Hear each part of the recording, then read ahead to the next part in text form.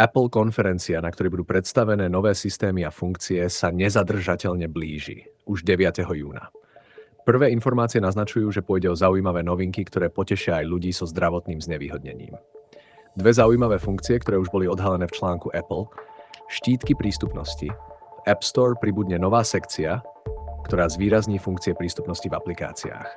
Pomôžu najmä zdravotne znevýhodneným ľuďom pri výbere vhodnej aplikácie.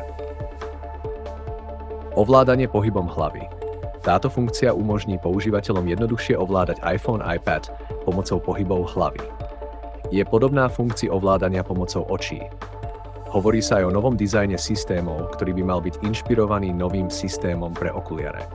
Očakávajú sa nové ikony, plávajúce navigačné panely a priehľadné prvky, ktoré vytvoria modernejšie a jednotnejšie prostredie naprieč zariadeniami. iOS 19 umožní vyplniť prihlasovanie na verejnej Wi-Fi na jednom zariadení a automaticky synchronizovať tieto údaje na ostatné Apple zariadenia. Teraz vám poviem, čo si želám, aby Apple predstavil. Už konečne by mohli vylepšiť iMovie. Aspoň pridať možnosť strihať video na výšku, prosím.